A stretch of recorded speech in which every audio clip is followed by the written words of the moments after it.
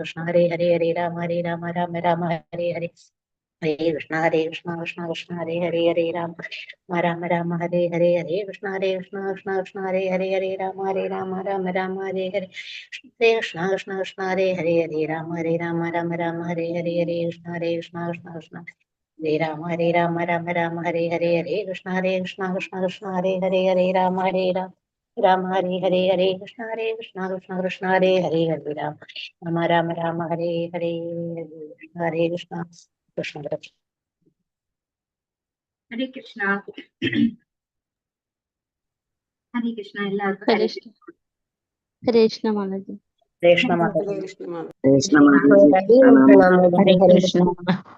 ഹരേ കൃഷ്ണ മാതാജി. പ്രണാമം. ജ്ഞാനതിമിരാന്തസ്യ നാനാഞ്ജനശലാകയാ ചക്ഷുരുന്മീലിതം യേന തസ്മൈ ശ്രീഗുരവേ നമഃ. ശ്രീചൈതന്യമനോഭീഷ്ടം സ്ഥാപിതം യേന ഭൂതലേ സ്വയം രൂപകഥാമഹ്യം ദദാതി സ്വപദാന്തികം.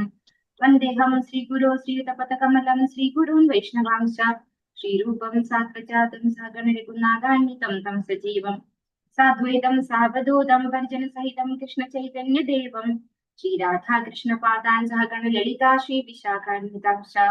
നമോ വിഷ്ണുപാദായ കൃഷ്ണപ്രേഷ്ഠായ ഭൂതലേ ശ്രീമതേ ജയപതാക സ്വാമിനിധി നാമിനെ നമാചാര്യപാദായ നിതായ പ്രദായിനെ ഗൗരകഥാദാമതായ നഗരഗ്രാമകാരിണേ. നമോ വിഷ്ണുപാദായ കൃഷ്ണപ്രേഷ്ഠായ ഭൂതലേ ശ്രീമതേ ഭക്തിവേദാന്ത സ്വാമിനിധി നാമിനെ നമസ്തേ സാരസ്വതേ ദേവേ ഗൗരവാണി പ്രചാരിണേ നിർവിശേഷ ശൂന്യവാദി പാശ്ചാത്യ ദേശതാരിണേ.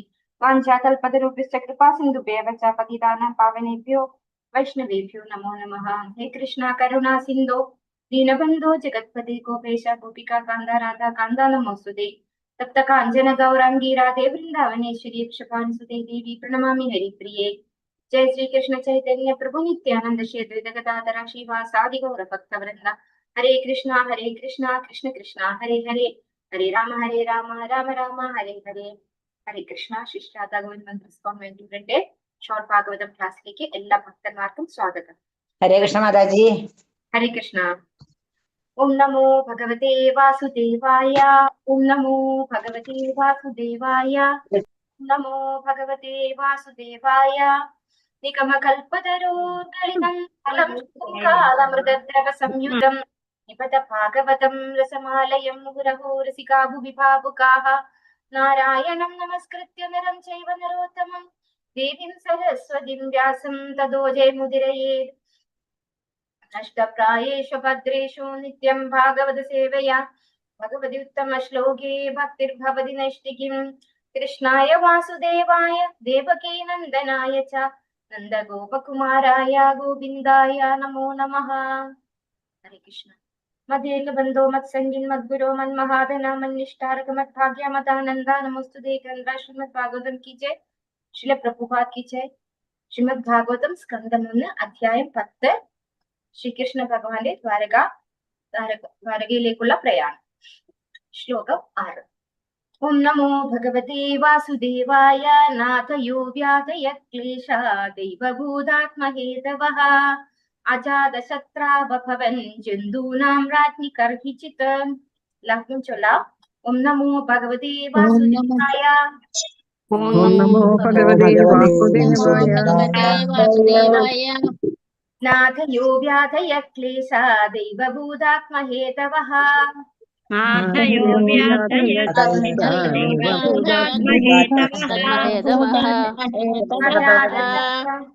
അജാതശത്രാവഭവൻ ജന്തൂനാം രാജ്ഞി കർഹിചിത്.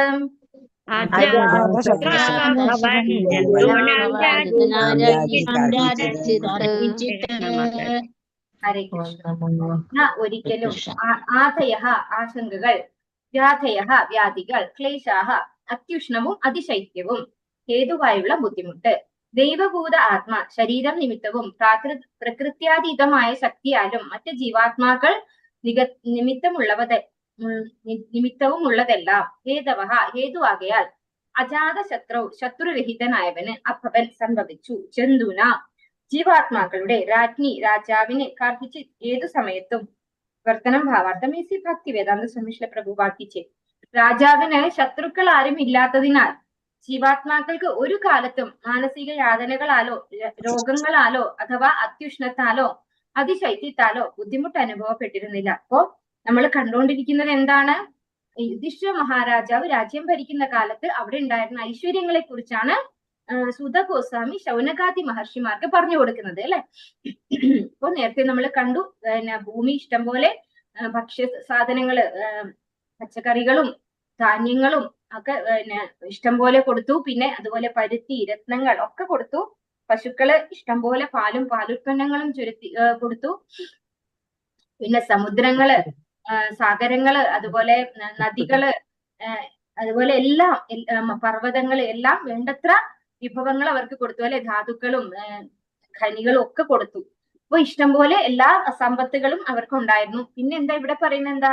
രാജാവിന് ശത്രുക്കൾ ആരും ഇല്ലാത്തതിനാൽ. അപ്പൊ അങ്ങനെ പറയുമ്പോ അതിന്റെ അർത്ഥം എന്താണ്? യുധിഷ്ഠിരനെ വിളിക്കുന്നത് തന്നെ അജാത ശത്രു എന്നാണ് അല്ലെ. ഈ ശ്ലോകത്തിൽ ഉപയോഗിച്ച വേർഡും അത് തന്നെയാണ്, അജാത ശത്രു. അതായത് ജന്മനാ ശത്രുക്കളായിട്ട് ആരും ഇല്ലാത്തവൻ എന്നാണ്. അതിന്റെ അർത്ഥം യുധിഷ്ഠിരനെ ശത്രുവായിട്ട് ആരും കാണുന്നില്ല എന്നല്ല, പക്ഷെ ആരെയും യുധിഷ്ഠിരൻ ശത്രുവായിട്ട് കാണുന്നില്ല എന്നാണ്. അതായത് യുധിഷ്ഠിരന്റെ ഉള്ളില് ഒരാളോടും ശത്രുതാ മനോഭാവം ഇല്ല. അദ്ദേഹത്തിന്റെ മനസ്സ് അത്രയും പ്യുവറാണ്. അതുകൊണ്ടാണ് അവിടെ രാജാവിന് ശത്രുക്കൾ ആരും ഇല്ലാത്തതിനാൽ എന്ന് പറയുന്നത്. ജീവാത്മാക്കൾക്ക് ഒരു കാലത്തും മാനസിക യാതനകളാലോ രോഗങ്ങളാലോ അഥവാ അത്യുഷ്ണത്താലോ അതിശൈത്യത്താലോ ബുദ്ധിമുട്ട് അനുഭവപ്പെട്ടിരുന്നില്ല. അതായത് ത്രിവിധ ക്ലേശങ്ങൾ ഉണ്ടായിരുന്നില്ല അവിടെ അല്ലെ. രാജാവിന്റെ മനസ്സ് പരിശുദ്ധമായത് കൊണ്ട് തന്നെ അവിടെ ത്രിവിധ ക്ലേശങ്ങൾ ഉണ്ടായില്ല. അപ്പൊ നമുക്കിവിടെ ത്രിവിധ ക്ലേശങ്ങൾ അനുഭവിക്കുമ്പോൾ അതിന്റെ അർത്ഥം എന്താണ്? ഭരണകർത്താക്കള് ശത്രുതാ മനോഭാവം വെച്ച് പുലർത്തുന്നവരാണെന്ന് നമുക്ക് വ്യക്തമാണ് അല്ലെ. അപ്പോ യുധിഷ്ഠിരന് അങ്ങനെയൊന്നും ഇല്ലാത്തത് കൊണ്ട്, ഭഗവാന്റെ ശുദ്ധ ഭക്തനാണ് യുധിഷ്ഠിരൻ, അതുകൊണ്ട് തന്നെ യുധിഷ്ഠിരന് ആരും ശത്രുക്കളായിട്ടില്ല. അതുകൊണ്ട് ആ രാജ്യത്ത് ത്രിവിധ ക്ലേശങ്ങളും ഉണ്ടായില്ല. ആരും അല്ലെ മാനസിക ബുദ്ധിമുട്ട് അനുഭവിച്ചില്ല. അതുപോലെ ദൈവിക പ്രകൃതി കൊണ്ട് ഒന്നും അനുഭവിച്ചില്ല. ആദി ദൈവികം, ആദി ആധ്യാത്മികം, ആദി ഭൗതികമായിട്ടുള്ള ഒരു ബുദ്ധിമുട്ടുകളും ഇവിടെ അവര് അനുഭവിച്ചില്ല എന്ന് ഇവിടെ പറയുന്നു. ഭാവാർത്ഥം എസി ഭക്തി വേദാന്ത സ്വാമി ശ്രീല പ്രഭുപാദ് കി ജയ്. മനുഷ്യർക്ക് അഹിംസാ മൂർത്തിയായും പാവപ്പെട്ട മൃഗങ്ങൾക്ക് ശത്രു അഥവാ അന്തകനുമായിരിക്കുക എന്നത് സാത്താന്റെ തത്വശാസ്ത്രമാകുന്നു. അപ്പൊ ഇവിടെ എന്താ പറഞ്ഞിരുന്നത്? മനുഷ്യരുടെ അടുത്ത് അഹിംസാമൂർത്തി, അതായത് ആരെയും കൊല്ലാൻ പാടില്ല അല്ലെ. മനുഷ്യരെ വധിച്ചു കഴിഞ്ഞാൽ വലിയ നിയമങ്ങൾ ഉണ്ടാകും, നമ്മൾ റൂൾസ് റെഗുലേഷൻസ് ഒക്കെ പറയും. പക്ഷെ മൃഗങ്ങളെ വധിച്ച് തിന്നുകയും ചെയ്യും അല്ലെ. അതാണ് ഇവിടെ പറയുന്നത്. അപ്പൊ മനുഷ്യർക്ക് അഹിംസാമൂർത്തിയായും പാവപ്പെട്ട മൃഗങ്ങൾക്ക് ശത്രു അഥവാ അന്തകനുമായിരിക്കുക എന്നത് സാത്താന്റെ തത്വശാസ്ത്രമാണെന്നാണ് പറയുന്നത്. ഈ കാലത്തിൽ മനുഷ്യർ മൃഗങ്ങളോട് ശത്രുതാപരമായി പെരുമാറുന്നതിനാൽ ആ സാധുജീവികൾ സദാ ആശങ്കാകുലരാണ്. അപ്പോ മൃഗങ്ങളും എന്താണ്? പ്രജകളാണ് അല്ലെ. മൃഗങ്ങളുടെ മനസ്സിൽ എന്താണ്? ആശങ്ക. എപ്പോഴാണ് ഞാൻ വധിക്കപ്പെടുക എന്നുള്ളൊരു തോന്നല് മൃഗങ്ങൾക്കുണ്ട് എന്നുള്ളത് നമ്മൾ മനസ്സിലാക്കണം. മൃഗങ്ങൾ അനുഭവിക്കുന്ന പ്രത്യാഘാതങ്ങൾ മാനവ സമൂഹത്തിനും അടിച്ചേൽപ്പിക്കപ്പെടുന്നു. ആകയാലാണ് മനുഷ്യർ തമ്മിൽ ഒറ്റയ്ക്കും കൂട്ടായും രാഷ്ട്രപരമായും സദാ സായുധമോ നിരായുധമോ ആയ യുദ്ധത്തിന്റെ ആകുലത കാണപ്പെടുന്നത്. അപ്പോ ഇങ്ങനെ ആകുലപ്പെടുന്ന ഒരു മൃഗത്തെയാണ് ആര് വധിച്ച് തിന്നുന്നത്? നമ്മളൊക്കെ ഈ മാംസം ഭക്ഷിക്കുന്നതിലൂടെ മൃഗത്തെ വധിച്ചിട്ട് കഴിക്കുമ്പോ ആ മൃഗത്തിന് എന്തുണ്ടാകും? ഉള്ളിലൊരു ഭയം ഉണ്ടാവും അല്ലെ. ഞാൻ മരണപ്പെടാൻ പോവാണ്, അല്ലെങ്കിൽ എന്നെ കൊല്ലാൻ പോവാണെന്നുള്ള ഭയം ഉണ്ടാവും. ആ ഭയത്തോടു കൂടി അത് മരിച്ചിട്ട് അതിന്റെ മാംസം കഴിക്കുന്ന ആളുടെ ഉള്ളിലും എന്തുണ്ടാവും? ഈ പറയുന്ന ഭയം ഉണ്ടാവും. അതുപോലെ പ്രതികാര ബുദ്ധി ഉണ്ടാവും അല്ലെ. എന്നെ കൊല്ലാൻ വരുന്ന ആളോട് നമുക്ക് എന്ത് ബുദ്ധിയാ ഉണ്ടാവുക? പ്രതികാര ബുദ്ധി ഉണ്ടാവും അല്ലെ. അതുകൊണ്ടാണ് അതൊക്കെ കഴിക്കുന്ന ആളുകൾ തമ്മിലാണ് ഈ യുദ്ധവും പ്രശ്നങ്ങളും ഒക്കെ ഉണ്ടാകുന്നത്. അതുകൊണ്ടാണ് ഈ പ്രശ്നങ്ങൾ മുഴുവൻ വരുന്നത് എന്നാണ് ഇവിടെ പറയുന്നത്. ആകയാൽ മനുഷ്യർ തമ്മിൽ ഒറ്റയ്ക്കും കൂട്ടായും രാഷ്ട്രപരമായും സദാ സായുധമോ നിരായുധമോ ആയ യുദ്ധത്തിന്റെ ആകുലത കാണപ്പെടുന്നത്. മഹാരാജാവ് യുധിഷ്ഠിരന്റെ കാലത്ത് വിവിധ ആശ്രിത ഭരണകൂടങ്ങൾ ഉണ്ടായിരുന്നുവെങ്കിലും വിഭിന്ന രാജ്യങ്ങൾ ഉണ്ടായിരുന്നില്ല. അപ്പൊ ഭരണകൂടങ്ങൾ കുറെ ഉണ്ടായിരുന്നു ആശ്രിതമായിട്ട്. ആരെ ആശ്രയിച്ചുകൊണ്ട്? യുധിഷ്ഠിര മഹാരാജാവിനെ ആശ്രയിച്ചുകൊണ്ട്. ഒരൊറ്റ രാജ്യമായി ഏക രാജ്യ സങ്കല്പം എന്ന് നമ്മൾ നേരത്തെയുള്ള ശ്ലോകത്തില് പഠിച്ചു അല്ലെ. ഒറ്റ രാജ്യമാണ്. പല പല ഭരണകൂടങ്ങള്, അതായത് നാട്ടുരാജാക്കന്മാരൊക്കെ ചെറുതായിട്ടുണ്ടാവും. പക്ഷെ ഒരൊറ്റ രാജാവിന്റെ കീഴിലായിരുന്നു എല്ലാവരും ഉണ്ടായിരുന്നത്. സമ്പൂർണ്ണ ലോകവും സംയുക്തമായിരുന്നു. മാത്രവുമല്ല യുധിഷ്ഠിര രാജാവിനെ പോലെ ശിക്ഷണം ലഭിച്ച രാജാവായിരുന്നു പരമാധികാരി. അദ്ദേഹം എല്ലാ നിവാസികളെയും ആദിവ്യാധികൾ, അത്യുഷ്ണം, അതിശൈത്യം എന്നിവയിൽ നിന്നും പരിരക്ഷിച്ചിരുന്നു. അവർ സാമ്പത്തികപരമായി ഐശ്വര്യമുള്ളവരായിരുന്നു എന്ന് മാത്രമല്ല ശാരീരിക സൗഖ്യമുള്ളവരും പ്രകൃതി ദുരന്തങ്ങളാലും മറ്റ് ജീവാത്മാക്കളിൽ നിന്നുള്ള ശത്രുതയാലും ശാരീരികവും മാനസികവുമായ വ്യഥകളാലും ബുദ്ധിമുട്ടിയിരുന്നില്ല. അപ്പോ യുധിഷ്ഠിര രാജാവിന്റെ കാലത്ത് എങ്ങനെയാണ് പ്രകൃതി ദുരന്തങ്ങളെ നിയന്ത്രിച്ചത് നമുക്ക് മനസ്സിലാക്കാം. യുധിഷ്ഠിരൻ ആരാണ്? ഭഗവാന്റെ ശുദ്ധഭക്തനാണ് അല്ലെ. അപ്പൊ ഭഗവാന്റെ ഭക്തനായതുകൊണ്ട് തന്നെ ദേവന്മാരെ എങ്ങനെ പ്രീതിപ്പെടുത്തണം എന്നും ആർക്കറിയായിരുന്നു? യുധിഷ്ഠിരൻ അറിയായിരുന്നു അല്ലെ. ഓരോ പ്രകൃതിയിലും ഓരോ ദേവന്മാരുണ്ട് അല്ലെ. നമുക്കറിയാം സമുദ്രത്തിന്റെ ദേവനാണ് വരുണൻ, അഗ്നിക്ക് അഗ്നിദേവനുണ്ട്. അങ്ങനെ ഓരോന്നിനും അതിൻ്റെതായ ദേവന്മാരും ദേവതമാരും ഉണ്ട്, അതായത് ഭരണകർത്താക്കളുണ്ട്. അപ്പൊ അവരെ പ്രീതിപ്പെടുത്തി കഴിഞ്ഞാൽ എന്താണ്? അതിനെ കൊണ്ടുണ്ടാകുന്ന ബുദ്ധിമുട്ടുകൾ ഒന്നും തന്നെ വരില്ല. അപ്പൊ എങ്ങനെ രാജ്യം ഭരിക്കണം എന്ന് വ്യക്തമായി അറിയുന്ന ട്രെയിൻഡ് ആയിട്ടുള്ള, അതാണ് ശിക്ഷണം ലഭിച്ച രാജാവ് എന്ന് പറയുന്നത് അല്ലെ. ട്രെയിൻഡ് ആയിട്ടുള്ള ഒരു രാജാവായിരുന്നു യുധിഷ്ഠിരൻ. അതുകൊണ്ട് ആർക്കും യാതൊരു തന്നെ ബുദ്ധിമുട്ടുകളും ഉണ്ടായില്ല. കാലാവസ്ഥ കൊണ്ടോ അല്ലെ, തണുപ്പ് ചൂട് ഒന്നും തന്നെ ആർക്കും ബുദ്ധിമുട്ടായിട്ട് വന്നില്ല. ഒരു മോശം രാജാവ് രാജ്യത്തെ നശിപ്പിക്കുന്നു എന്നും മോശമായ കുടുംബത്തെ നശിപ്പിക്കുന്നു എന്നും ഒരു ചൊല്ല് ബംഗാളിയിലുണ്ട്. ഈ സത്യം ഇവിടെയും ബാധകമാണ്. രാജാവ് ധർമ്മിഷ്ഠനും ഭഗവാന്റെയും സാധുക്കളുടെയും ആജ്ഞാനുവർത്തിയും അജാത ശത്രുവും ഭഗവാന്റെ അംഗീകരിക്കപ്പെട്ട പ്രതിനിധി എന്ന നിലയ്ക്ക് ഭഗവാനാൽ സംരക്ഷിക്കപ്പെടുന്നവനുമായിരുന്നു. ഇക്കാരണങ്ങളാൽ രാജാവിന്റെ സംരക്ഷണത്തിലുള്ള പ്രജകളൊക്കെ ഭഗവാന്റെയും ഭഗവാന്റെ ആധികാരിക പ്രതിനിധികളുടെയും നേരിട്ടുള്ള സംരക്ഷണത്തിൽ ആയിരുന്നു എന്നും പറയാം. ഒരാൾ ധർമ്മിഷ്ഠനും ഭഗവാനാൽ അംഗീകരിക്കപ്പെട്ടവനല്ലാത്ത പക്ഷം തന്റെ സംരക്ഷണത്തിന് കീഴിലുള്ളവരെ സന്തുഷ്ടരാക്കാൻ അയാൾക്ക് കഴിയില്ല.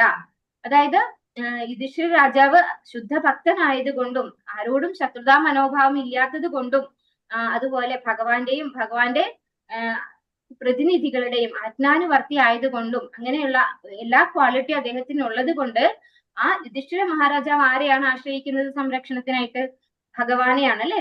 അപ്പൊ ഭഗവാനിൽ നിന്നും ഭഗവാന്റെ പ്രതിനിധികളിൽ നിന്നും സംരക്ഷണം തിരിച്ച് യുധിഷ്ഠിര മഹാരാജാവിനും യുധിഷ്ഠിര രാജാവിനെ ഡിപ്പെൻഡ് ചെയ്യുന്ന പ്രജകൾക്കും കിട്ടിയിരുന്നു. അതാണ് ഇവിടുന്ന് മനസ്സിലാക്കി തരുന്നത്. തന്റെ സംരക്ഷണത്തിന് കീഴിലുള്ളവരെ സന്തുഷ്ടരാക്കാൻ, അതായത് ഭഗവാനാൽ അംഗീകരിക്കപ്പെടാത്ത ഒരാൾക്ക്, ഭഗവാന്റെ സംരക്ഷണം കിട്ടിയിട്ടില്ലാത്ത ഒരാൾക്ക് അയാളെ ആശ്രയിക്കുന്നവരെ ഒരിക്കലും സംരക്ഷിക്കാൻ കഴിയില്ല എന്നാണ് ഇവിടെ പറയുന്നത്. മനുഷ്യനും ദൈവവും തമ്മിലും മനുഷ്യനും പ്രകൃതിയും തമ്മിലും പൂർണ്ണ സഹകരണം ഉണ്ടാവണം. മഹാരാജാവ് യുധിഷ്ഠിരൻ മാതൃക കാട്ടിത്തന്ന പോലെയുള്ള മനുഷ്യനും ദൈവവും മനുഷ്യനും പ്രകൃതിയും തമ്മിൽ ഇപ്രകാരമുള്ള ബോധപൂർവമായ സഹകരണം ഈ ലോകത്തിൽ സന്തോഷം, സമാധാനം, സമൃദ്ധി എന്നിവ കൊണ്ടുവരുന്നു. ഇന്നത്തെ നാട്ടുനടപ്പായ പരസ്പര ചൂഷണം ചെയ്യുന്ന മനോഭാവം ദുരിതം മാത്രമേ കൊണ്ടുവരികയുള്ളൂ. അപ്പൊ എങ്ങനെയാണ് നമുക്ക് സമാധാനം കിട്ടണമെങ്കിൽ എന്ത് വേണം? ഈ യുധിഷ്ഠിര രാജാവിനെ പോലെ എങ്ങനെയായിരിക്കണം ഇതാവേണ്ടത്? മനുഷ്യനും ദൈവവും മനുഷ്യനും പ്രകൃതിയും അല്ലെ, ഇത് തമ്മിൽ ഒരു പരസ്പര പൂരകമായിട്ട് ഒരു അഡ്ജസ്റ്റ്മെന്റ് ഇല്ല. അതായത് ആ ഒരു തൃപ്തിയോട് കൂടി പോണെങ്കിൽ ആദ്യം ഭഗവാനെ ആശ്രയിക്കണം. ഭഗവാനെ ആശ്രയിച്ചു കഴിഞ്ഞാൽ ഭഗവാന്റെ ആശ്രിതരായിട്ടുള്ള മറ്റു ദേവന്മാരും എന്ത് ചെയ്യും? കരുണ കാണിക്കും അല്ലെ. അതുപോലെ അവർക്ക് വേണ്ടുന്ന യജ്ഞങ്ങളൊക്കെ പണ്ട് കാലത്ത് ദ്വാപരയുഗത്തിലായിരുന്നു ഇതൊക്കെ നടന്നല്ലേ.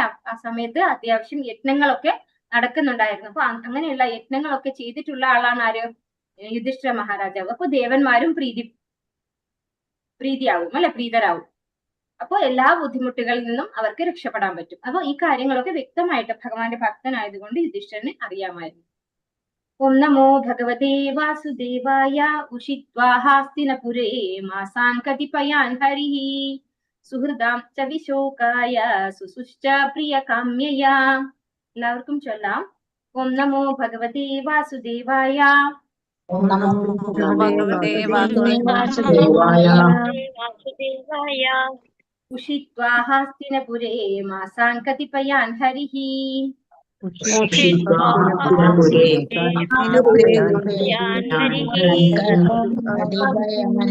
വിശോകായ സുസുശ്ച പ്രിയകാമ്യയാ.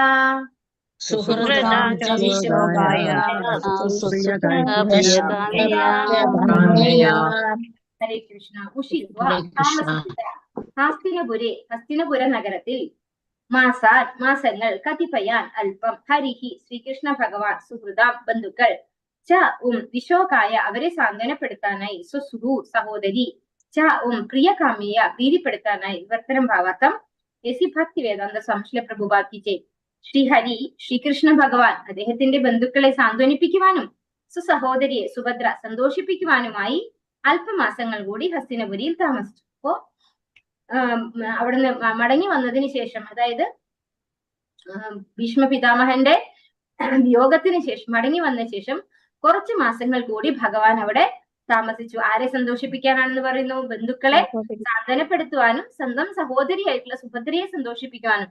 സുഭദ്രയെ എന്തുകൊണ്ടാണ് എടുത്തു പറയാൻ കാര്യം? സുഭദ്രയുടെ മകനായിട്ടുള്ള അഭിമന്യു ഓൾറെഡി മരണപ്പെട്ടു പോയിട്ടുണ്ട് അല്ലെ. ആ ഒരു സങ്കടത്തിൽ നിന്നൊക്കെ അനിയത്തിയെ പുറത്തു കടത്താനും കൂടെ വേണ്ടിയിട്ട് കുറച്ച് മാസങ്ങൾ കൂടി ഹസ്തിനപുരയിൽ താമസിച്ചു. ഭാവാർത്ഥം इसी ഭക്തി വേദാന്ത സ്വാമി പ്രഭുപാദ് की जय. കുരുക്ഷേത്ര യുദ്ധാനന്തരം മഹാരാജാവ് യുധിഷ്ഠിരന്റെ സിംഹാസനാരോഹണം കഴിഞ്ഞ് ശ്രീകൃഷ്ണ ഭഗവാൻ സ്വരാജ്യമായ ദ്വാരകയിലേക്ക് യാത്ര പുറപ്പെടേണ്ടതായിരുന്നു.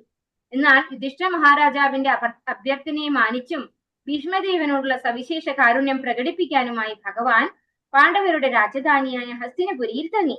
മുഖ്യമായും ദുഃഖിതനായ രാജാവിനെ സാന്ത്വനപ്പെടുത്താനും തന്റെ സഹോദരിയായ സുഭദ്രയെ സന്തോഷിപ്പിക്കാനുമാണ് ഭഗവാൻ തങ്ങുവാൻ തീരുമാനിച്ചത്.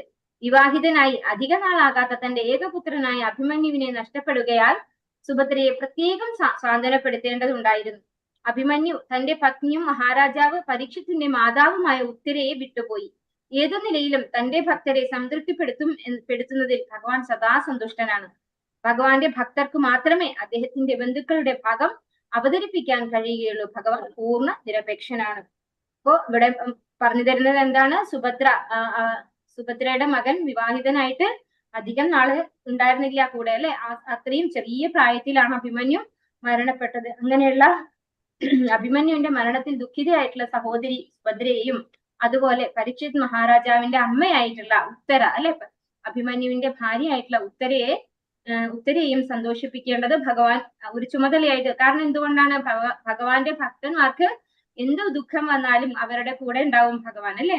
അത് ഭഗവാന് ബോധ്യപ്പെടുത്തണം. അതുപോലെ ഭഗവാന്റെ ഭക്തന്മാരാണ് ഇവിടെ പറയുന്നു, ഭഗവാന്റെ ഭക്തന്മാർക്ക് മാത്രമേ അദ്ദേഹത്തിന്റെ ബന്ധുക്കളുടെ ഭാഗം അവതരിപ്പിക്കാൻ കഴിയുകയുള്ളൂ. അപ്പൊ ഭഗവാൻ ഈ ഭൂമിയിൽ അവതരിക്കുമ്പോ ഭഗവാന്റെ കൂടെ വരുന്നതൊക്കെ ഭഗവാന്റെ ശുദ്ധ ഭക്തന്മാരാണ് അല്ലെ. അദ്ദേഹത്തിന്റെ ബന്ധുക്കളായിട്ട് വരുന്നതൊക്കെ ഭഗവാന്റെ ഭക്തന്മാരാണ്. ആ റോള് ചെയ്യാനായിട്ട്, ഭഗവാന്റെ ബന്ധുക്കൾ എന്ന റോള് ചെയ്യാനായിട്ട് വരുന്നത് ഭഗവാന്റെ ശുദ്ധ ഭക്തന്മാരാണ്. അതുകൊണ്ടാണ് ഭഗവാൻ അവരുടെ കൂടെ കൂടുതൽ ആശ്വസിപ്പിക്കാനായിട്ടും കൂടെ തന്നെ ഉണ്ടാവുന്നത്. ഓം നമോ ഭഗവതേ വാസുദേവായ ആമന്ത്രചാഭ്യനുജ്ഞാതഃ പരിഷ്വജ്യാഭിവാദ്യതം ആരുരോഹരതം കൈശേത് പരിഷ്വക്തോഭിവാദിതഃ. ഹരേ കൃഷ്ണ. എല്ലാവർക്കും ചൊല്ലാം. ഓം നമോ ഭഗവതേ വാസുദേവായ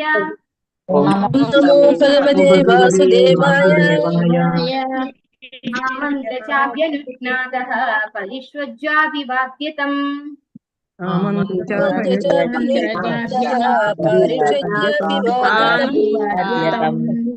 ആരുരോഹരഥം കൈശ്ചിത് പരിഷ്വക്തോഭിവാദിതഃ.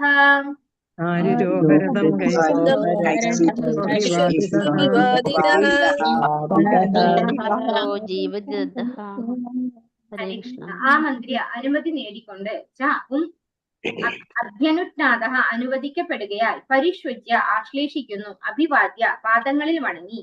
തം മഹാരാജാവ് യുധിഷ്ഠിരന് ആരോഹണം ചെയ്തു. രഥം തേര് കൈശ്ചിത് ആരോ ഒരാളാൽ പരിഷ്വക്ത ആശ്ലേഷിക്കപ്പെട്ടു, അഭിവാദിത പ്രണാമങ്ങൾ സമർപ്പിക്കപ്പെട്ടു. വർത്തനം ഭാവാർത്ഥം എസി ഭക്തി വേദാന്ത സ്വാമി പ്രഭുപാദ് की जय. അനന്തരം ഭഗവാൻ മഹാരാജാവ് യുധിഷ്ഠിരനോട് പ്രയാണം ആരംഭിക്കാനുള്ള അനുമതി ആവശ്യപ്പെട്ടപ്പോൾ രാജാവ് അനുമതി നൽകുകയും ഭഗവാൻ യുധിഷ്ഠിരന്റെ പാദം തൊട്ട് വണങ്ങി അദ്ദേഹത്തിന്റെ ആദരവ് പ്രകടിപ്പിക്കുകയും രാജാവ് അദ്ദേഹത്തെ ആശ്ലേഷിക്കുകയും ചെയ്തു. ഇതിനുശേഷം ഭഗവാൻ മറ്റുള്ളവരാൽ ആലിംഗനം ചെയ്യപ്പെട്ട് അവരുടെ പ്രണാമങ്ങൾ സ്വീകരിച്ചതിന് ശേഷം രഥത്തിൽ കയറി. ഇപ്പോ ഇവിടെ ഭഗവാൻ ദ്വാരകയിലേക്ക് തിരിച്ചു പോകാൻ നിൽക്കുകയാണ് അല്ലെ. അതിനുവേണ്ടി അനുവാദം ചോദിക്കുകയാണ്. അനന്തരം ഭഗവാൻ മഹാരാജാവ് യുധിഷ്ഠിരനോട് പ്രയാണം ആരംഭിക്കാനുള്ള അനുമതി ആവശ്യപ്പെട്ടപ്പോൾ രാജാവ് അനുമതി നൽകുകയും ഭഗവാൻ യുധിഷ്ഠിരന്റെ പാദം തൊട്ട് വണങ്ങിയപ്പോ ഭഗവാൻ യുധിഷ്ഠിരന്റെ പാദമാണ് തൊട്ട് വണങ്ങിയത്. എന്തുകൊണ്ടാണ് അങ്ങനെ ചെയ്തത്? ഭഗവാനാണ് പരമദിവ്യോത്തമ പുരുഷൻ അല്ലെ. അത് ആർക്കും അറിയാം, യുധിഷ്ഠിരനും അറിയാം. പക്ഷെ ഇവിടെ റിലേഷൻഷിപ്പ് ആണ് നോക്കിയത് അല്ലെ. യുധിഷ്ഠിരൻ ജ്യേഷ്ഠ സഹോദരന്റെ സ്ഥാനത്താണ് ഭഗവാനും അർജുനനുമാണ് ഒരേ പ്രായം സുഹൃത്തുക്കളായിട്ടുള്ളത് അല്ലെ. ഭഗവാന്റെ ജ്യേഷ്ഠ സഹോദരന്റെ പ്രായമാണ് യുധിഷ്ഠിരനുള്ളത്. അപ്പൊ ആ ഒരു കസ്റ്റം വെച്ചുകൊണ്ട് ഭഗവാൻ യുധിഷ്ഠിരന്റെ പാദം തൊട്ട് വണങ്ങുകയും യുധിഷ്ഠിരൻ അദ്ദേഹത്തെ ആലിംഗനം ചെയ്യുകയും ചെയ്തു. അങ്ങനെ ആദരവ് പ്രകടിപ്പിച്ചു. പിന്നെയോ ഇതിനുശേഷം ഭഗവാൻ മറ്റുള്ളവരാൽ ആലിംഗനം ചെയ്യപ്പെട്ട് അവരുടെ പ്രണാമങ്ങൾ സ്വീകരിച്ച ശേഷം രഥത്തിൽ കയറിയപ്പോ തിരിച്ച് ദ്വാരകയ്ക്ക് പോകാൻ വേണ്ടിയിട്ട് എല്ലാവരോടും യാത്ര പറഞ്ഞ് അവരെയൊക്കെ ആലിംഗനം ചെയ്ത് ഭഗവാൻ രഥത്തിൽ കയറി. ഭാവാർത്ഥം ഇസി ഭക്തി വേദാന്ത സംശയ പ്രഭുപാക്കിച്ച് ശ്രീകൃഷ്ണ ഭഗവാന്റെ അഗ്രജനായ പിതൃ സഹോദരി പുത്രനായിരുന്നു മഹാരാജാവ് യുധിഷ്ഠിരൻ. ആകയാലാണ് അദ്ദേഹത്തെ വിട്ടുപോരുമ്പോൾ ഭഗവാൻ രാജാവിന്റെ പാദം തൊട്ട് വന്ദിച്ചത്. ശ്രീകൃഷ്ണൻ പരമദിവ്യോത്തമ പുരുഷനാണെന്ന് മഹാരാജാവ് യുധിഷ്ഠിരന് പൂർണ്ണ ബോധ്യമുണ്ടായിരുന്നെങ്കിലും അദ്ദേഹം ഭഗവാനെ ഒരു ഇളയ ഭ്രാതാവ് എന്ന നിലയിൽ ആശ്ലേഷിച്ചു. സ്നേഹം കാരണമായി ചില ഭക്തർ ഭഗവാനെ നിസ്സാരനായി കണക്കാക്കുന്നതിൽ അദ്ദേഹം ആനന്ദിക്കുന്നു. അപ്പോ ഭഗവാനെ ഭക്തന്മാര് തന്നെ നിസ്സാരനായി കാണുന്നത് എന്തുകൊണ്ട്? സ്നേഹ കൂടുതൽ കൊണ്ട്, അല്ലെ? നമുക്കറിയാം യശോദാമ്മ ഭഗവാനെ വടി കൊണ്ട് അടിക്കാൻ വേണ്ടിയിട്ട് പേടിപ്പിച്ചുകൊണ്ട് പോയി, അല്ലെ? ഉരലിൽ കെട്ടിയിട്ടിട്ടുണ്ട്. അപ്പോ ഭഗവാൻ അങ്ങനെയുള്ള സ്നേഹബന്ധങ്ങള് ഒരുപാട് ഇഷ്ടമാണ്. അതുകൊണ്ട് യുധിഷ്ഠിരന്റെ ഇളയ സഹോദരൻ എന്ന രീതിയിലുള്ള ആശ്ലേഷം, അതുപോലെ ജ്യേഷ്ഠ സഹോദരനായിട്ട് യുധിഷ്ഠിരനെ കണ്ടുകൊണ്ട് അദ്ദേഹത്തെ വണങ്ങാനും ആര് തയ്യാറായിട്ടുണ്ട്? ഭഗവാൻ തയ്യാറായി. അതിൽ ഭഗവാൻ സന്തോഷം കണ്ടെത്തുന്നു, അതിൽ ആനന്ദിക്കുന്നു ഭഗവാൻ എന്നാണ് പറയുന്നത്. ആരും ഭഗവാനേക്കാൾ ഉന്നതരോ സമാനരോ അല്ല. അസമൂർധനാണ് ഭഗവാൻ, അല്ലെ? ഭഗവാന് തുല്യനായിട്ടും ആരുമില്ല, ഉപരിയായിട്ടും ആരുമില്ല. എന്നാൽ അദ്ദേഹം തന്റെ ഭക്തരെക്കാൾ ചെറുപ്പമായി ഉപചരിക്കപ്പെടുന്നതിൽ ആനന്ദം കണ്ടെത്തുന്നു. ഇവയൊക്കെ ഭഗവാന്റെ അതീന്ദ്രിയ ലീലകളാകുന്നു. അതായത് ഭഗവാനും ഭക്തനും തമ്മിലുള്ള ഒരു സ്നേഹത്തിന്റെ കൊടുക്കൽ വാങ്ങലാണ് ഇത്. അല്ലാതെ നമ്മൾ ഈ ഭൗതികതയിൽ കാണുന്നത് പോലത്തെ ഒരു ഡോമിനേഷൻ അല്ലെങ്കിൽ ഒരു നിയന്ത്രിക്കലല്ല. ഭഗവാന് ഭക്തനോട് അത്രയും ഇഷ്ടമാണ്. അതുകൊണ്ടാണ് ഭഗവാൻ അവരുടെ മുന്നില് ചെറിയവനായിട്ട് കാണിക്കുന്നത്. ഒരിക്കലും ഭഗവാന് തുല്യരോ ഭഗവാന് ഉപരിയോ അല്ല അവരാരും. ഇവയൊക്കെ ഭഗവാന്റെ അതീന്ദ്രിയ ലീലകളാകുന്നു എന്നാണ് പറയുന്നത്. അവ്യക്തിഗതവാദികൾക്ക് ഭഗവത് ഭക്തരാൽ നിർവഹിക്കപ്പെടുന്ന അലൗകികമായ ഭൂമികയിൽ പ്രവേശിക്കുവാൻ സാധ്യമല്ല. അനന്തരം സമവയസ്കരാകയാൽ ഭീമനും അർജുനനും ഭഗവാനെ ആശ്ലേഷിച്ചു. അതേസമയം ഭഗവാനേക്കാൾ ഇളയവരാകിയാൽ നകുലനും സഹദേവനും ഭഗവാന് മുന്നിൽ കുനിഞ്ഞു വണങ്ങി. ഓരോരുത്തരും അവരവരുടെ പ്രായത്തിനനുസരിച്ചാണ് ഭഗവാനെ വണങ്ങിയത്. അപ്പോ അർജുനനും ഭീമനും ഒക്കെ സമവയസ്കർ, അതായത് ഒരേ പ്രായക്കാരായതുകൊണ്ട് ഭഗവാനെ ആശ്ലേഷിക്കുകയാണ് ചെയ്തത്. നകുലനും സഹദേവനും ഇളയവരാണ്, ഭഗവാനേക്കാൾ ഇളയവരാണ്. അതുകൊണ്ട് അവര് ഭഗവാനെ വണങ്ങി നമസ്കരിച്ചു.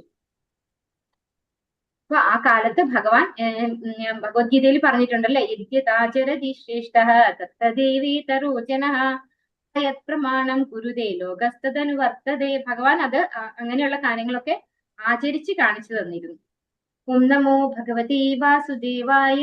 സുഭദ്രാ ദ്രൗപദി കുന്തി വിരാടതനയാ തഥാ ഗാന്ധാരി ധൃതരാഷ്ട്രശ്ച യുയുത്സുർഗൗതമോ യമൗ മൃഗോദരശ്ച ധൗമ്യശ്ച സ്ത്രിയോ മത്സ്യ സുതാതയഃ നസേഹിരേ വിമുഹ്യന്തോ വിരഹം ശാർഗധന്വനഃ. ഹരേ കൃഷ്ണ. എല്ലാവർക്കും ചൊല്ലാം. ഓം നമോ ഭഗവതി വാസുദേവായ. ഓം നമോ ഭഗവതേ വാസുദേവായ. ദ്രൗപദി കുന്തി വിരാടതനയാ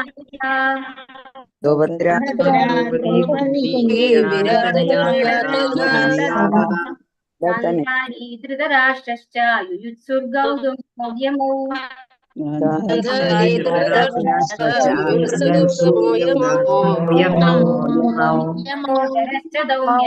സ്ത്രീയോ മത്സ്യ സുതാതയഃ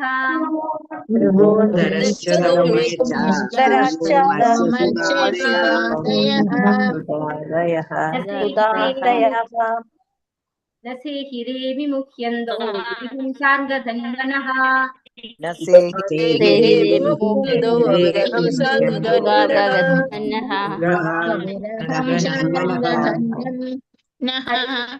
സുഭദ്ര കൃഷ്ണന്റെ സഹോദരി, ദ്രൗപദി പാണ്ഡവരുടെ പത്നി, കുന്തി പാണ്ഡവരുടെ മാതാവ്, വിരാടതനയ ഉത്തര വിരാടന്റെ പുത്രി ഉത്തര തഥാ ഗാന്ധാരി ദുര്യോധന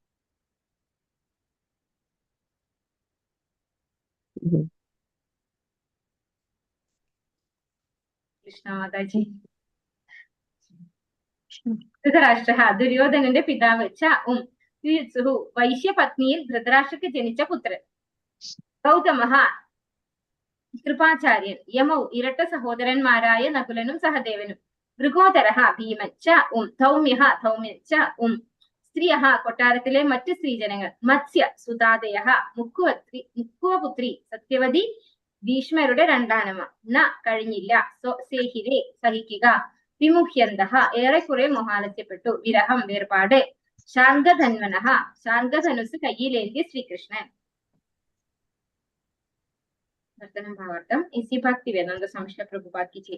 ആ സമയം സുഭദ്ര, ദ്രൗപദി, കുന്തി, ഉത്തര, ഗാന്ധാരി, ധൃതരാഷ്ട്രർ, യുയുത്സു, കൃപാചാര്യർ, നകുലൻ, സഹദേവൻ, ഭീമസേനൻ, സൗമ്യൻ, സത്യവതി എന്നിവരെല്ലാം ഏറെക്കുറെ മോഹാലസ്യപ്പെട്ടു. എന്തെന്നാൽ ശ്രീകൃഷ്ണ ഭഗവാന്റെ വേർപാട് അവർക്ക് സഹിക്കുവാൻ അസാധ്യമായിരുന്നു. അപ്പോ ഹസ്തിനപുരിയിലുള്ള എല്ലാവർക്കും ഭഗവാന്റെ വേർപാട് അസഹ്യമായിട്ട് തോന്നി. അവരൊക്കെ ഏറെക്കുറെ മോഹാലസ്യപ്പെട്ടു എന്നാണ് പറയുന്നത് അല്ലെ. ഭഗവാൻ എന്ന് പറയുന്ന കൃഷ്ണൻ എന്ന പേര് ചില പ്രഭുപാദർ നമുക്ക് പറഞ്ഞു തരുന്നുണ്ടായി. ശ്രീകൃഷ്ണൻ എന്ന ഒരു ബുക്ക് ഉണ്ട്, എല്ലാവരും വാങ്ങിയിട്ടുണ്ടോ എന്ന് എനിക്കറിയില്ല. അതിൽ കൃത്യമായിട്ട് പറയുന്നുണ്ട് കൃഷ്ണൻ എന്ന പേരിന്റെ അർത്ഥം തന്നെ സർവ ആകർഷകൻ എന്നാണ്. എല്ലാവരെയും ആകർഷിക്കാൻ കഴിവുള്ള ആളെന്നാണ് അതിന്റെ അർത്ഥം. അപ്പൊ ഭഗവാന്റെ കാര്യങ്ങൾ കേൾക്കുമ്പോ, ഭഗവാനെ കുറിച്ച് പറയുമ്പോ അല്ലെ, ഭഗവാന്റെ നാമം ജപിക്കുമ്പോ നമുക്ക് ഭഗവാനോടൊരു ആകർഷണം ഉണ്ട്, നമുക്കൊക്കെ അറിയാം അല്ലെ. അതുകൊണ്ടാണ് നമ്മൾ എല്ലാവരും ഈ ഉച്ചയ്ക്ക് ഉറങ്ങേണ്ട സമയത്ത് ഭാഗവതം കേൾക്കാനിരിക്കുന്നത്. അപ്പോ ഭഗവാനെ മുന്നിൽ കണ്ടു കഴിഞ്ഞാൽ ഉണ്ടാകുന്ന ഒരു അവസ്ഥ എന്തായിരിക്കും? ഭഗവാൻ അത്രമാത്രം ആകർഷകനാണ് അല്ലെ. അതുകൊണ്ട് ആ ഭഗവാൻ അവിടെ നിന്ന് പോവുകയാണെന്ന് പറയുമ്പോൾ ഒരുപാട് നാളായി അല്ലെ ഇപ്പൊ ഭഗവാൻ അവിടെ തങ്ങിയിട്ടും. അപ്പോ ഭഗവാൻ അവിടുത്തെ ഒരു അംഗം പോലെയായി എല്ലാവരും സ്ഥിരമായിട്ട് കാണുന്നത് കൊണ്ട്. അങ്ങനെയുള്ള ഭഗവാൻ അവിടെ നിന്ന് പോവുകയാണെന്ന് പറയുമ്പോൾ അവർക്കും വിഷമം ഉണ്ടാവുകയാണ്. അവർക്ക് ഏറെക്കുറെ മോഹാലസ്യപ്പെട്ടു എന്നാണ് പറയുന്നത്. ഭാവാർത്ഥം ഇസി ഭക്തി വേദാന്ത സ്വാമിശ്രീ പ്രഭുപാദ് ചെയ്ത് എടുക്കാൻ പറ്റുമോ എന്ന് ചെറുതാണ്, വേഗം. ഭഗവാന്റെ വിരഹം താങ്ങാൻ കഴിയാത്ത വിധം ശ്രീകൃഷ്ണ ഭഗവാൻ ജീവാത്മാക്കൾക്ക്, വിശേഷിച്ചും ഭക്തർക്ക് ആകർഷകനാകുന്നു. ബദ്ധാത്മാവ് മായാശക്തിയുടെ മയക്കത്തിൻ കീഴിൽ ഭഗവാനെ വിസ്മരിക്കുന്നു. അല്ലാത്ത പക്ഷം ജീവാത്മാവിന് ഭഗവാനെ വിസ്മരിക്കുവാൻ കഴിയില്ല. അപ്രകാരമുള്ള വിരഹം വിശദീകരിക്കുവാൻ കഴിയില്ലെന്ന് മാത്രമല്ല, അത് ഭക്തർക്ക് മാത്രമേ സങ്കല്പിക്കാൻ കഴിയുകയുള്ളൂ. വൃന്ദാവനത്തിൽ നിന്നും യാത്രയായ ഭഗവാന്റെ വേർപാടിൽ നിഷ്കളങ്കരായ ഗ്രാമീണ ഇടയബാലന്മാരും ഗോപികമാരും സ്ത്രീജനങ്ങളും മറ്റുള്ളവരുമെല്ലാം ജീവിതത്തിലുടനീളം വിരഹത്തിന്റെ ആഘാതം അനുഭവിച്ചു. മാത്രവുമല്ല, അത്യന്തം പ്രിയപ്പെട്ട ഗോപികയായ രാധാറാണിയുടെ വിരഹദുഃഖം പ്രകടനാതീതമായിരുന്നു. ഒരിക്കൽ കുരുക്ഷേത്രത്തിൽ ഒരു സൂര്യഗ്രഹണ വേളയിൽ അവർ കണ്ടുമുട്ടിയപ്പോൾ അവർ പ്രകടിപ്പിച്ച വികാരം ഹൃദയഭേദകമായിരുന്നു. ഭഗവാന്റെ അതീന്ദ്രിയ ഭക്തരുടെ ഗുണങ്ങളിൽ നിശ്ചയമായും അന്തരമുണ്ട്. എന്നാൽ പ്രത്യക്ഷ സംസർഗത്താലോ അല്ലാതെയോ ഭഗവാനുമായി എപ്പോഴെങ്കിലും സമ്പർക്കത്തിൽ ഏർപ്പെട്ടവർക്കാർക്കും ഒരു നിമിഷ നേരത്തേക്ക് പോലും അദ്ദേഹത്തെ പിരിഞ്ഞിരിക്കുവാനാകില്ല. ഒരു ശുദ്ധഭക്തന്റെ മനോഭാവമാണത്. അപ്പൊ ഇവിടെ ശ്രീ പ്രഭുപാദർ എടുത്ത് പറയാണ്, ഭഗവാന്റെ വിരഹം താങ്ങാൻ കഴിയാത്ത വിധം ശ്രീകൃഷ്ണ ഭഗവാൻ ഭക്തർക്ക് ആകർഷകനാണ്. അതായത് എല്ലാ ഭക്തർക്കും ഭഗവാൻ ആകർഷകനാണ് അല്ലെ. ഭഗവാന്റെ ശുദ്ധഭക്തർക്ക് വിശേഷിച്ചും ആകർഷണം ഉണ്ടാവും. ബദ്ധാത്മാവ് മായാശക്തിയുടെ മയക്കത്തിൻ കീഴിൽ ഭഗവാനെ വിസ്മരിക്കുന്നു. അല്ല എങ്കില് ഭഗവാനെ വിസ്മരിക്കാൻ ഒരു ജീവാത്മാവിനും കഴിയില്ല എന്നാണ് പറയുന്നത്. കാരണം എന്തുകൊണ്ടാണ്? രണ്ട് കാരണങ്ങൾ ഭഗവത്ഗീതയിൽ ഭഗവാൻ പറയുന്നു. അഹം ബീജപ്രദ പിത അല്ലെ. ഭഗവാൻ നമ്മുടെ ഒക്കെ പിതാവാണ്, ബീജദാതാവായിട്ടുള്ള പിതാവാണ്. അതുകൊണ്ട് തന്നെ ഭഗവാനെ നമുക്ക് മറക്കാൻ കഴിയില്ല. പിന്നെ എന്താണ്? മമ ഈ വാംശോ ജീവലോകേ ഭഗവാൻ പറഞ്ഞിട്ടുണ്ട് ഭഗവത്ഗീത അല്ലെ. നമ്മൾ ഭഗവാന്റെ ശാശ്വത അംശമാണ്. അതുകൊണ്ട് തന്നെ ജീവാത്മാവിനെ ഭഗവാനെ വിസ്മരിക്കാൻ കഴിയില്ല. പക്ഷേ മായയാൽ ബന്ധിതനായി കഴിഞ്ഞാൽ മാത്രമാണ് ജീവാത്മാവ് ഭഗവാനെ വിസ്മരിക്കുന്നത്. അപ്പോ അങ്ങനെയുള്ള വിരഹം, അതായത് ഒരു ഭക്തന് ഭഗവാനോടുള്ള വിരഹം ഒരു എക്സ്പ്ലെയിൻ ചെയ്യാൻ പറ്റാത്തത്രയാണ്. ഇവിടെ ഉദാഹരിച്ച് പറയുന്നു, വൃന്ദാവനത്തിലെ ഇടയബാലന്മാർ അല്ലെ, ഗോപന്മാര്, അതുപോലെ ഗോപികമാര്, അങ്ങനെയുള്ള എല്ലാവരും ഭഗവാന്റെ വിരഹ ദുഃഖത്തിൽ അങ്ങേയറ്റം അമഗ്നമായിട്ടാണ് ഇരിക്കുന്നത് അല്ലെ. ഭഗവാൻ വൃന്ദാവനം വിട്ട ശേഷം തിരിച്ച് വൃന്ദാവനത്തിൽ പോയിട്ടില്ല. അവരൊക്കെ ഭയങ്കര സങ്കടത്തിലായിരുന്നു. അതുപോലെ ഒരിക്കൽ കുരുക്ഷേത്ര ഭൂമിയിൽ വെച്ച് രാധാറാണി അതുപോലെ ഗോപികമാരും ഒക്കെ ഭഗവാനെ കണ്ടുമുട്ടുണ്ടായി. ആ സമയത്ത് അവരുടെ ദുഃഖം, അതായത് പ്രിയപ്പെട്ട ഗോപികയായ രാധാറാണിയുടെ വിരഹ ദുഃഖം പ്രകടനാതീതമായിരുന്നു. ഒരിക്കൽ കുരുക്ഷേത്രത്തിൽ ഒരു സൂര്യഗ്രഹണ വേളയിൽ അവർ കണ്ടുമുട്ടിയപ്പോൾ അവർ പ്രകടിപ്പിച്ച വികാരം ഹൃദയഭേദകമായിരുന്നു എന്നാണ് പറയുന്നത്. അപ്പോ ഈ വിരഹ ദുഃഖം എന്ന് പറയുന്നത് ഭഗവാന്റെ ഭക്തന്മാർക്ക് എല്ലാവർക്കും ഉള്ളതാണ്. ഭഗവാൻ വിട്ടുപോകുമ്പോൾ അവർക്കൊക്കെ ഭയങ്കര തീവ്രമായ ദുഃഖം അനുഭവപ്പെടുന്നുണ്ടായിരുന്നു. പക്ഷെ ഇതും എന്താണ്? ഒരു തരത്തിലുള്ള ഭക്തിയുടെ മറ്റൊരു വിപ്രലംബ ഭാവം എന്ന് പറയാറുണ്ട് അല്ലെ. ഭക്തിയിലുള്ളതാണിത്. അതൊരു ദുഃഖമല്ല, ശരിക്കും അതൊരു ഭഗവാനും ഭക്തനും തമ്മിലുള്ള ഒരു എന്താ പറയാ, ഒരു സ്നേഹം തന്നെയാണ്, സ്നേഹപ്രകടനം തന്നെയാണ് അത് എന്നാണ് പറയുന്നത്. ഭഗവാനുമായിട്ട് എപ്പോഴെങ്കിലും സമ്പർക്കത്തിൽപ്പെട്ട ആർക്കും ഭഗവാന് ഒരു നിമിഷം പോലും മറക്കാനോ പിരിയാനോ സാധിക്കില്ല എന്നാണ് പറയുന്നത്. അപ്പൊ ഇവിടെ കുറെ നാള് ഭഗവാന്റെ കൂടെ ജീവിച്ചവരാണ് ഈ പറഞ്ഞ എല്ലാവരും തന്നെ അല്ലെ. അപ്പോ അവർക്ക് ആർക്കും തന്നെ ഭഗവാനെ വിട്ടുപിരിയുമ്പോൾ തീവ്രമായ ദുഃഖം ഉണ്ടായി, സഹിക്കാൻ പറ്റാണ്ട് അവർ ഏറെക്കുറെ മോഹാലസ്യപ്പെട്ടു എന്നാണ് പറയുന്നത്.